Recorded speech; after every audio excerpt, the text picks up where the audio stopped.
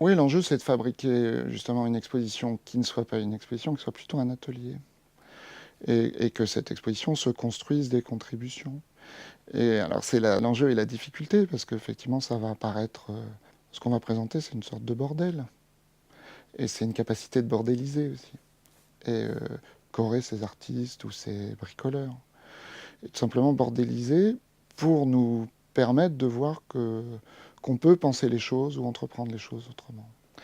Enfin, moi, ce qui me plaît toujours chez les autres artistes ou chez les autres, c'est qu'à partir d'un même énoncé, ils fassent autre chose. Et cette exposition, justement, autour de certains objets, certains enjeux, certaines pratiques, elle montre toujours cette chose-là. Cette façon de prendre des composants, les reprendre, par exemple, et les réorganiser autrement. Et je trouve qu'elle met en œuvre cette sorte de pratique oulipienne, ou je sais pas quoi, de la société et de la technique, de redistribuer pour produire autre chose. Il y a une sorte de problème de l'industrialisation. C'est ça qui est intéressant avec les industries créatives, et même juste avec l'exemple de l'imprimante 3D. Finalement, c'est une réinvention des chaînes de production. Mais c'est une réinvention futuriste des chaînes de production, où chacun est équipé. C'est une optimisation, où on partagerait les compétences, des compétences qui seraient elles-mêmes de plus en plus pointues, et où on servirait des réseaux pour réorganiser des chaînes distantes et dispersées et intelligentes, souvent des principes de grilles complètement différentes et à des échelles très diverses, de réorganiser de la production et de l'intelligence. Et moi, je ne sais pas si c'est... Bien sûr, c'est une position critique, mais bizarrement, je trouve que c'est une position plus intelligente. Ce n'est pas une position critique de rupture. Ou plutôt que nos politiques ou nos organisateurs pensent que cette diversité, cette trop grande prolifération est le signe juste d'un chaos, alors qu'en fait, c'est le signe d'un laboratoire. Et c'est que le résultat de ce laboratoire soit utilisé.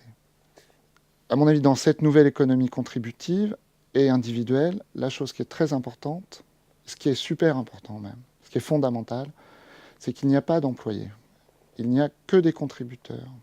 Et les contributeurs travaillent au maximum de leurs compétences, de leurs désirs et de leur capacité de partager.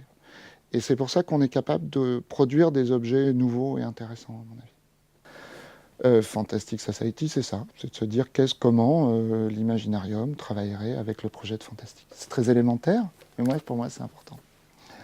La deuxième chose, après, c'est une évolution d'une première application qu'on avait faite qui travaille juste sur de la réalité augmentée, ou qui faisait apparaître des petits personnages sur la communication de l'Imaginarium. Et après, je me suis posé juste une question d'usage en me disant, maintenant, on va travailler juste sur un objet contributif ou participatif, dans l'idée que chacun pourra se saisir de cette technique à l'occasion de cet événement, et sur ce territoire, donc sur un territoire de signes qui était ceux de Fantastique, faire apparaître des images de petits personnages, mais que chacun produirait. Et donc c'est juste un outil de production, de construction, de personnages à partir d'un vocabulaire très élémentaire. Bon, et qui fait que chacun pourra produire son personnage, reprendre le personnage d'un autre, l'envoyer via les réseaux sociaux, le faire apparaître chez quelqu'un d'autre. C'est un petit atelier de production sur un iPad, sur un téléphone.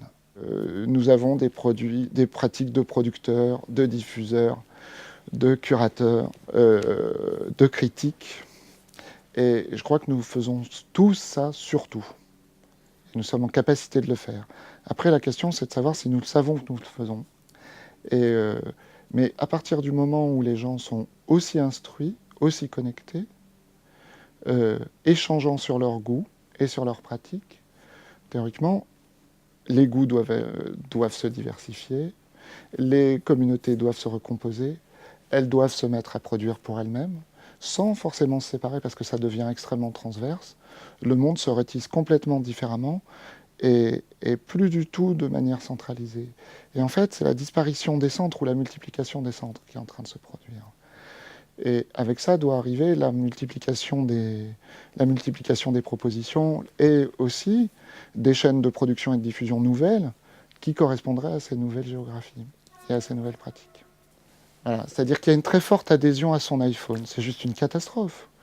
Alors, c'est à la fois une bonne nouvelle, c'est-à-dire qu'il y a enfin un téléphone qui marche, il n'est pas trop moche. C'est quand même mieux d'avoir des objets palés, avec lesquels on supporte de vivre. Et je pense qu'on puisse réentrer à l'intérieur de ces objets dans la façon de les customiser, de s'en servir de façon alternative, et dans le champ d'objets quand même industriels, c'est intéressant. Que faisons-nous de nous-mêmes et de ce que nous utilisons, et nous devons avoir la possibilité de le réinventer.